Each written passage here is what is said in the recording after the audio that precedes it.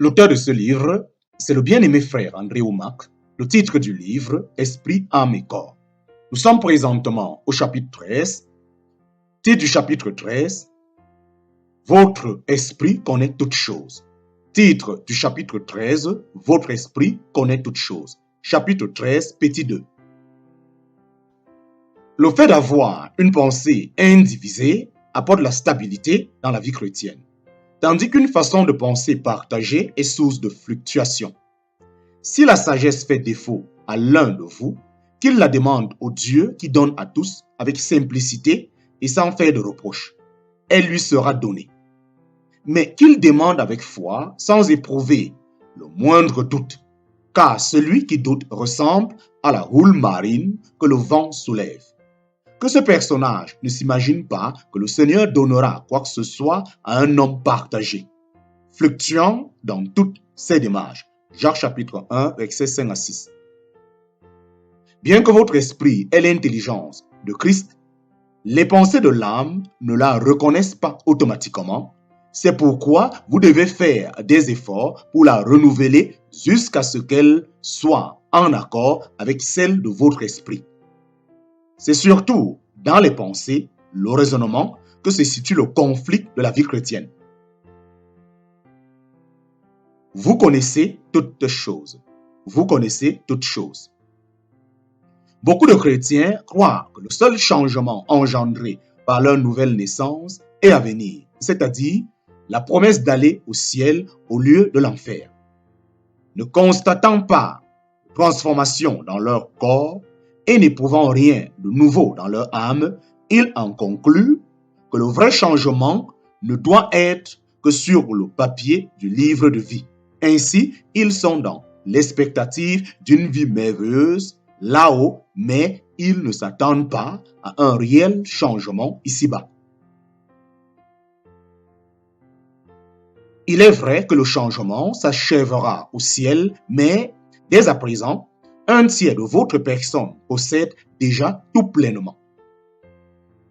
Votre esprit, et à la pensée de Christ, connaît toutes choses. Si vous pouvez le croire, vous ne seriez plus si facilement acculé à la défaite, aux lamentations, en pensant « Je sais que Dieu peut le faire, mais ses voies sont mystérieuses et je ne le comprends pas. »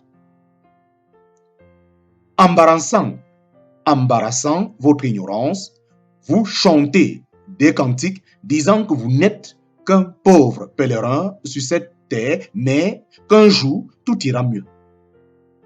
Vous glorifiez vos maladies et infirmités jusque dans l'agonie et trouvez une consolation à vous dire « Je ne suis pas à la hauteur.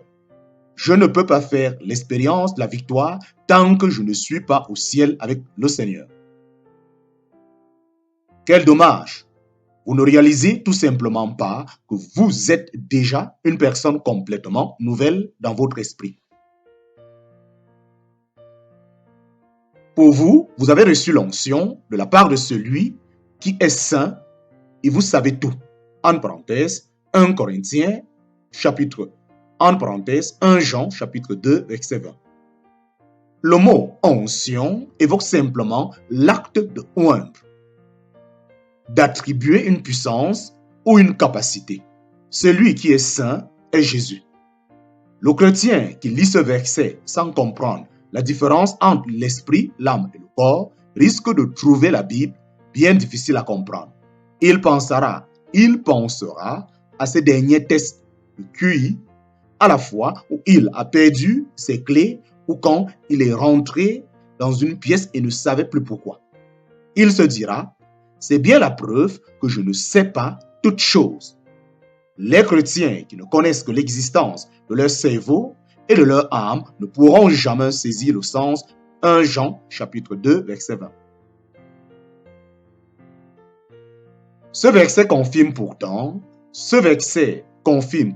bel et bien que vous connaissez toutes choses parce que vous avez la pensée de Christ dans votre esprit. Le mot grec pour tout veut dire à l'exclusion de rien. En d'autres termes, ce que vous connaissez n'est pas limité pas un quota, petit ou grand. Il n'y a pas de limite. Vous connaissez bien toutes choses. Grâce à votre intelligence spirituelle, vous avez accès à tout ce que Jésus connaît. En route pour la manifestation. En route pour la manifestation. Vous vous posez probablement la question suivante. Cela est merveilleux, mais quel bénéfice puis-je en tirer? Comment faire passer cette connaissance dans le domaine naturel, là où j'en ai besoin?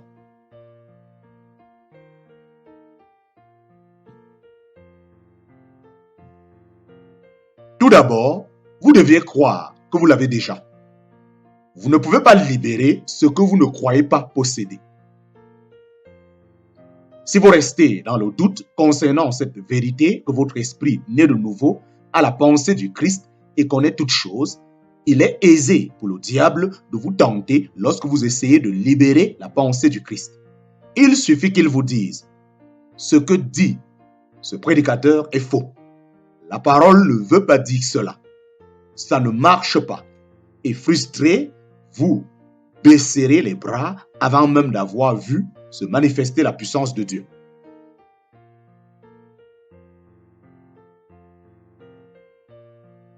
Malgré vos fautes, vous deviez continuer à croire que vous possédez la pensée du Christ dans votre esprit né de nouveau. C'est la première étape. Une fois que vous y croyez de tout votre cœur, vous êtes en bonne voie pour voir des manifestations de la puissance de Dieu. Fin du chapitre 13. Fin du chapitre 13. Chapitre 14. Libérer la pensée du Christ. Chapitre 14. Libérer la pensée du Christ. C'est l'étude de la parole de Dieu qui fait émerger la sagesse qui se trouve dans notre esprit. En effet, lorsque nous lisons la Bible, nos yeux captent des paroles qui sont esprit et vie. Pendant que nous les méditons, des pensées et des idées nouvelles surgissent, puis notre esprit, qui contient déjà la vérité, la pensée de Christ, atteste en nous leur véracité. Il vous est certainement arrivé de lire un passage de la Bible et de le comprendre soudainement. Vous l'avez peut-être lu une douzaine, voire une centaine de fois auparavant, mais subitement, tout votre être s'écrie. C'est bien ça. À ce moment-là, votre esprit et votre âme se rejoignent en une même pensée. Quand votre âme saisit une vérité et commence à se l'approprier,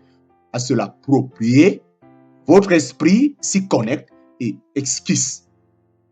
Une fois que cette connexion est établie, cette vérité particulière est activée en vous et devient à ce moment-là révélation et réalité pour vous. Grâce à ce témoignage intérieur, vous n'avez plus besoin qu'une tierce personne vous le prouve. Vous savez tout simplement que c'est vrai. Plusieurs passages comme celui-ci évoquent ce témoignage intérieur. Cet esprit lui-même atteste à notre esprit que nous sommes enfants de Dieu. En parenthèse, Romains chapitre 8, verset 16, 1 Jean chapitre 5, verset 6 à 10. En parle aussi, en particulier le verset 10, qui croit au Fils de Dieu à ce témoignage en lui-même. Plusieurs passages comme celui-ci évoquent ce témoignage intérieur. Cet esprit lui-même atteste à notre esprit que nous sommes enfants de Dieu. Romains chapitre 8, verset 16.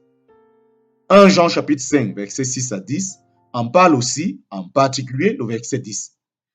Qui croit au Fils de Dieu à ce témoignage en lui-même.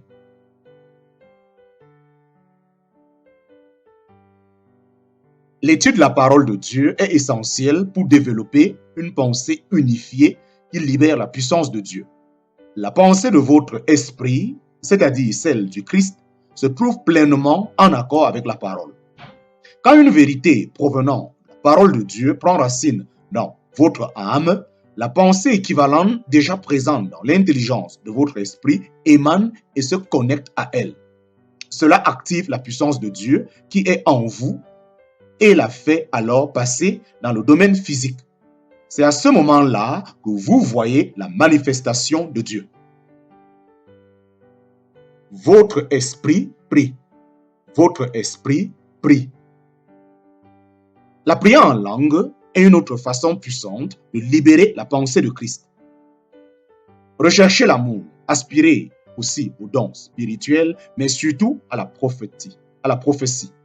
En effet, celui qui parle en langue ne parle pas aux hommes, mais à Dieu, car personne ne le comprend et c'est en esprit qu'il dit des paroles mystérieuses. En parenthèse, 1 Corinthiens chapitre 14, versets 1 à 2. Lorsque vous priez dans le Saint-Esprit, vous prononcez des mystères. Votre esprit prie. En effet, si je prie en langue, mon esprit est en prière, mais mon intelligence est stérile. En parenthèse, 1 Corinthiens chapitre 14, verset 14. Ce passage montre les deux intelligences à l'œuvre. Lorsque vous priez en langue, votre esprit prie, mais votre compréhension, l'intelligence de votre âme, qui est physique, est naturelle. Elle est stérile. Celui qui parle en langue s'édifie lui-même. En parenthèse, 1 Corinthiens chapitre 14, verset 4. Édifier veut dire se développer, croître spirituellement. La prière en langue édifie et fortifie votre âme, votre esprit. La prière en langue édifie et fortifie votre âme. Votre esprit ne manque de rien. Celui qui parle en langue s'édifie lui-même. En parenthèse, 1 Corinthiens chapitre 14, verset 4. Édifier veut dire se développer, croître spirituellement. La prière en langue édifie et fortifie votre âme. Votre esprit ne manque de rien. La pensée du Christ dans votre esprit est articulée quand vous priez en langue. Il faut donc rechercher à développer une intelligence, en parenthèse, une façon de penser non partagée, indivisée. C'est ce que vous obtenez lorsque votre esprit rend témoignage à la parole de Dieu qui a pénétré votre âme. Oui, Seigneur, c'est ce que je crois. Je rejette toutes les pensées et les systèmes de croyance qui s'opposent à cette vérité que je viens de saisir. Désormais, c'est cette vérité-là qui va diriger ma vie. Votre âme et votre esprit sont en accord et en vous édifiant par la prière en langue, vous puisez la sagesse et la connaissance de votre esprit et l'amenez dans le domaine physique. C'est alors que vous verrez la puissance de Dieu à l'œuvre. La sagesse cachée. La sagesse cachée. Lorsque vous priez en langue, votre esprit prie selon la sagesse cachée de Dieu. Et c'est en esprit qu'il dit des mystères. En parenthèse, 1 Corinthiens chapitre 14, verset 2b. Quels sont ces mystères? La sagesse de Dieu, mystérieuse et demeurée cachée, que Dieu avait les siècles, que Dieu, avant les siècles, avait d'avance destiné à notre gloire. 1 Corinthiens chapitre 2, verset 7. C'était le sujet de la prédication de l'apôtre Paul. 1 Corinthiens chapitre 2 parle de la sagesse dont Paul usait pour ses prédicateurs. Dans l'exercice du ministère, il ne se servait pas seulement de son intelligence humaine, il proclamait la parole de Dieu en démonstration de l'esprit et de puissance. En parenthèse, 1 Corinthiens chapitre 2 verset 4. Dans ce passage, il oppose la connaissance humaine qui émane des cinq sens, qui s'acquiert à l'école, à la sagesse de Dieu. Autrement dit, il existe une sagesse qui émane de notre esprit né de nouveau. En parenthèse, la pensée du Christ. 1 Corinthiens chapitre 2 verset 16. Et une sagesse logée dans notre intellect, en parenthèse, celle qui nous a été enseignée. Les choses de Dieu sont intelligibles pour les facultés intellectuelles naturelles. Nous ne pouvons les appréhender. Les choses de Dieu sont inintelligibles pour les facultés intellectuelles naturelles. Nous ne pouvons les appréhender que par notre esprit. C'est cette sagesse-là, issue de notre esprit, qui nous rend capables de comprendre Dieu. C'est ce que Paul prêchait quand il a invité les incroyants à croire ce qu'il a encouragé les chrétiens à devenir adultes dans la foi.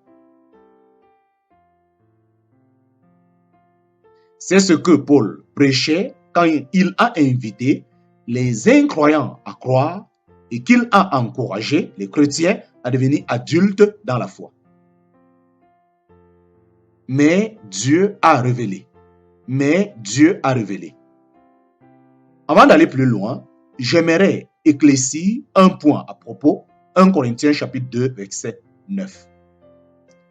Mais comme il est écrit, c'est ce que l'œil n'a pas vu, ce que l'oreille n'a pas entendu, et ce qui n'est pas monté au cœur des hommes, tout ce que Dieu a préparé pour ceux qui l'aiment.